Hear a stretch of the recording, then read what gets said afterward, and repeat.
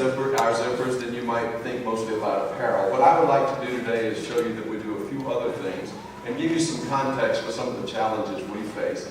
You might say we're at a different point in our life cycle from where some of these influences are. Our companies are similar. He's about $6 billion in sales. We're about $6 billion in sales. In this hemisphere, I think their sales are about $600 million. Our sales are about $600 million as well. If you look at the first chart, we have two brands. The YKK brand, which represents our fastening products. Zippers, hook and loop. Anybody know what hook and loop is? Okay. Our competitor is Velcro. Okay. Hook and loop, plastic buckles, many other things. AP is for architectural products. Extruded aluminum for commercial buildings, vinyl windows for houses, things like this. We've been in this state since 1970.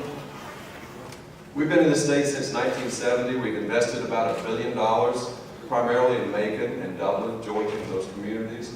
Our payroll is down right now. This recession really hurt us. We were diversified in many different marketplaces, and they were all suffering. They all have suffered. But our payroll is currently around $65 million in the state, so we'd like to think we make a little positive impression on it. Again, the world of YKK is about 39,000 employees. I think that's how many you'll hire this year.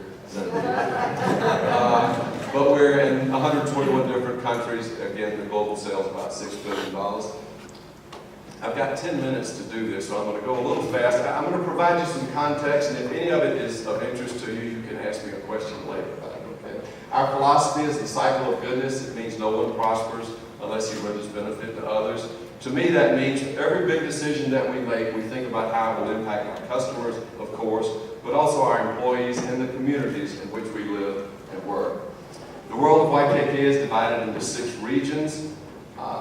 This is the region in which I work. We call it North and Central America. That's not completely descriptive because we also have the northern part of South America. If you can think of a term that describes that geographical area, please teach me.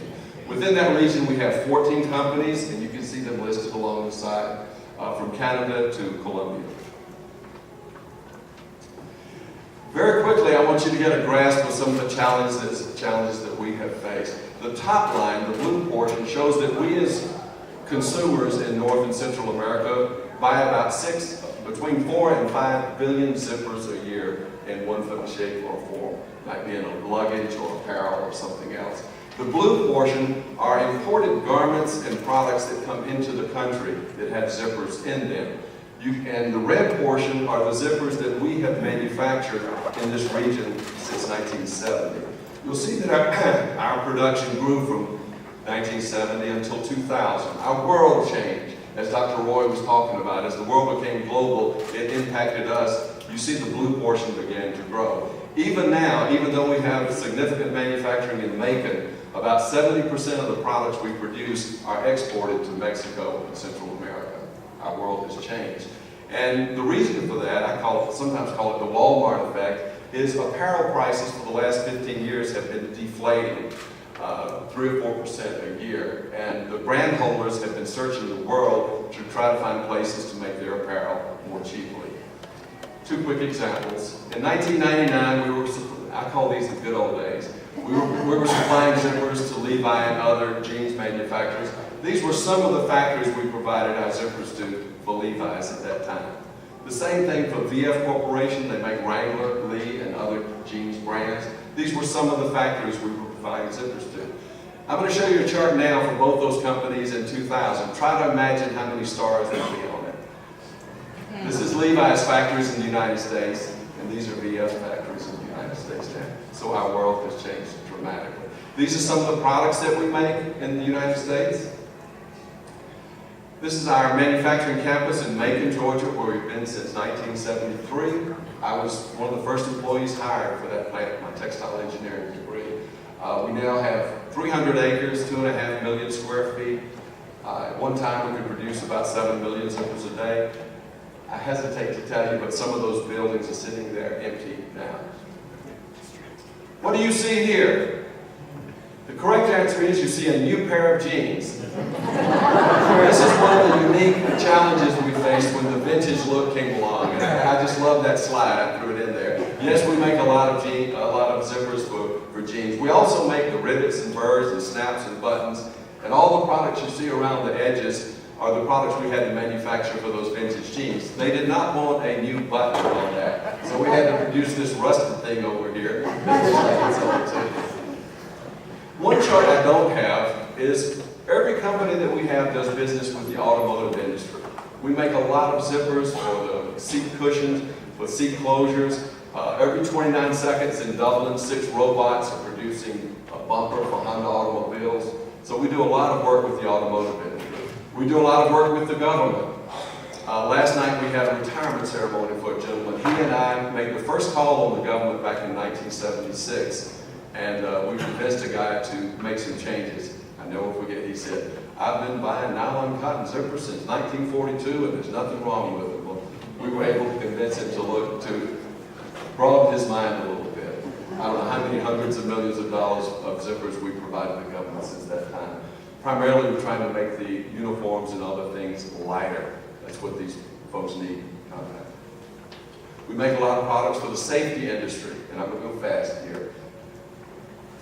This is more products for the safety industries. The yellow things on the lower right are lanyards. If you fall off a building, there are 2 stops you don't want to have. One is to the ground, and the other is you don't want to fall about 15 feet and be stopped suddenly there either, so that those lanyards protect you when you fall. The medical industry, we make a lot of products for that industry as well. And also for sports, you see the marine industry, football, and a lot of other things. These are all products that are being made down in Macon, Georgia, and up in Kentucky. Another way our world has changed, it used to be local. We would provide products and services for companies, brand holders in the United States, for consumers in the United States. They still want us to provide the marketing and product development. These are 53 of the major brand holders in the United States. So they want us to work with them to develop products for American and Canadian and Mexican consumers, but those products might be manufactured in Taiwan or anywhere else in the world. So we have created a team of 35 marketeers, and they travel the world with these brand holders to make it easier for them to do business with YKK.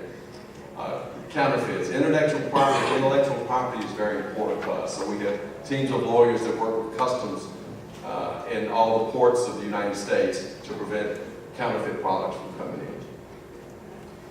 Very quickly now, I'll show you a little bit about the architectural products. These are some of the buildings in Atlanta. You see Turner Field and others. The old Coca-Cola, World of Coca-Cola had our aluminum in them.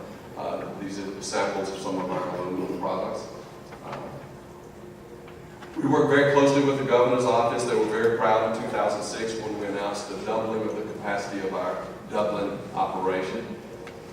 And here is the Dublin operation. It's now 1 million square feet. We're very proud of the work we do in that community as well. I mentioned vinyl windows. In 2005, we launched a vinyl window product. We manufactured that, I'm proud to say, in one of the deserted zipper buildings in Macon. So we were able to put that building back to use and hire some people there in Macon as well. Our first customer was John Whelan. You might know John Whelan Homes. We worked with him for 3 years to develop a window that was good for the builder and also for the consumer. More samples of our window products. And I'll close just by saying that comparing now with the old days, we have to have a different skill set for our engineers and our people in sales and marketing. Our customers expect so much more from us in being able to work on a cross-functional team, to have some language capabilities. Please, anyone involved in a university, please encourage your students to learn more languages, at least one other language. But more important than that, I think, is a cultural sensitivity. I think having language of knowledge without the cultural sensitivity would be a time bomb waiting to go off. So we look for people who are culturally sensitive and can work together on these teams. Because when you're working with a Gap or a Nike, you want to be culturally sensitive and you want them to be comfortable wherever we are. So I'll answer your questions later. Thank you.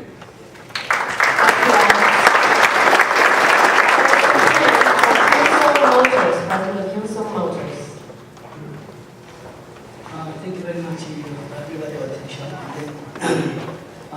Briefly explain about first our company and then how we can work in USA and then also South America. So we